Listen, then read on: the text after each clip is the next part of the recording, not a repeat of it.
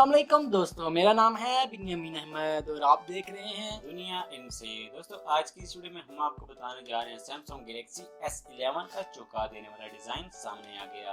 दोस्तों वीडियो शुरू करने से पहले अगर आपने हमारा चैनल अभी तक सब्सक्राइब नहीं किया तो हमारा चैनल जल्दी से सब्सक्राइब कर दें और साथ दिए गए बेल आइकन को भी प्रेस कर दें। वीडियो की अपडेट आपको मिलती रहे। चलिए दोस्तों वीडियो को शुरू करते हैं। सैमसंग के नए फ्लैगशिप फोन गैलेक्सी नोट 10 को अगले माह एक इवेंट में पेश किया जाएगा, जिसके बाद गैलेक्सी फोल्ड की लॉन्च डेट भी सामने आएगी।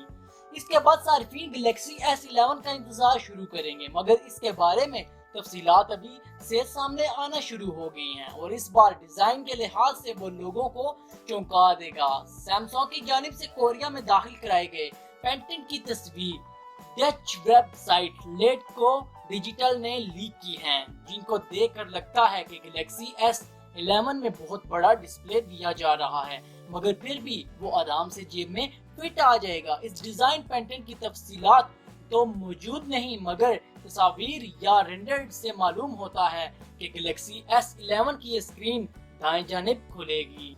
स्क्रीन के इर्द गिर्द फ्रेम बॉर्डर भी जुज़वी तौर पर शिफ्ट होती हैं, जिससे लचकदार डिस्प्ले को तहफ़्फ़ुज़ मिलता है। लचकदार डिस्प्ले की बदौलत इस फोन को खोलने पर डिस्प्ले 50% ज्यादा बढ़ जाता है।